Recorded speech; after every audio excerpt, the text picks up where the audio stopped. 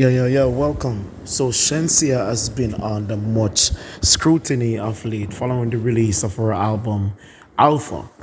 And of course, the song called Lick was once again brought under the microscope following allegations that the song was not properly cleared and that the owners of the song are now looking to file a lawsuit against Shenseea and her management team and the label, citing that they did not provide clearance for the song.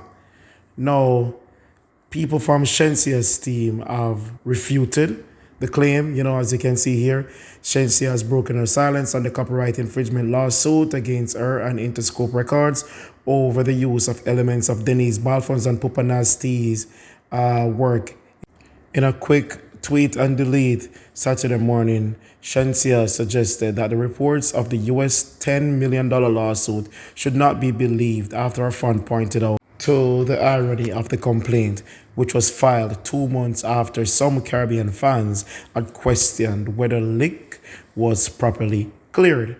Now, if indeed this lawsuit is really leveled against Shenseea and the Interscope record label, like this would be one of the most stupid oversight by a record label and a recording artist of all time, because like clearly once you hear that song, it's clearly borrowing elements from the record. Put your back in it, put your back in it, put your back in it, just a little more.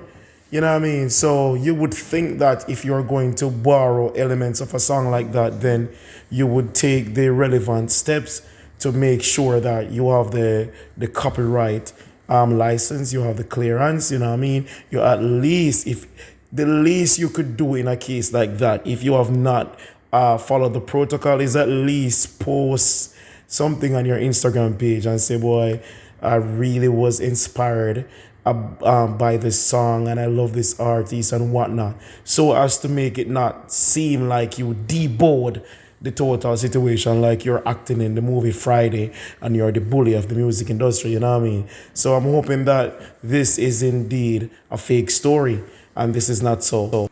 Furthermore, Lick was not even close to being a successful song. A lot of persons that don't understand the music industry, they tend to think that Lick was successful because it garnered some social media clout. You know what I mean? It was viral, it was trending, you know what I mean? And it ran up on the iTunes little chart and the reggae chart, but at the end of the day, those charts, they don't matter in the greater scheme of things. Record labels like Interscope, they're looking for real numbers.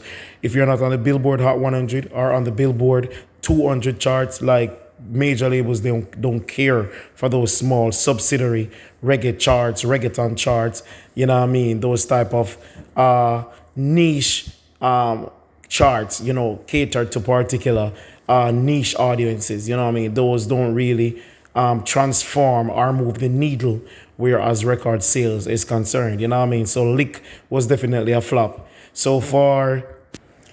And the original song by Belfon and Nasty was definitely not an international record as well. I want to play devil's advocate and say, oh, they sued for real. Let's say they sued for real, because right now we are still not sure, because they are opposing comments on the whole situation. But let's say they did sue. That song, put your back in it, put your back in it, the original version is not worth 10 million US dollars. You must be out of your damn mind. If I was a judge and this would appear on my table, the most I would say is, well, give them the rights. But that 10 million US dollars that is being requested, I would never give a judgment on that. That song, as just like many soca calypso songs, are failures, you know what I mean? Like that genre of music is only played in calypso season, soca season, you know what I mean? That genre is not a genre that moves units, you know what I mean? So where the hell are you going with your $10 million request? You know what I mean? Go and put in some work, you know what I mean? Go and get a record deal, you know what I mean? Go and do something, man. Like, I mean, if indeed that there's a lawsuit going on, I'm for you claiming the rights to your work. You know what I mean? That's your intellectual property. But to say you want 10 million US dollars from a song that didn't make shit, man, get the fuck out of here. I mean, with the music industry, nothing surprises me. And now that Shenseea is saying that, well, hinting that the record label dispute and the lawsuit is fake, you know what I mean? It makes you wonder, like, if it is indeed fake, could it be that people on her team are the ones that are spreading this narrative so as to get some more traction for our album sales? Because as you know, negative or positive publicity is still publicity, you know what I mean? It's how you transform those news into dollar, you know what I mean? How do you market negative news into to making a profit from what people are saying? So Shenseea and her team, Ramesh or Interscope Records, could very well be behind this fake news, you know what I mean, so as to galvanize fans to be talking about the artiste and the album, you know what I mean, because they want these sales, and Shenseea is being promoted to our international market where only sales matters. I'm out, but let's see how this will pan out.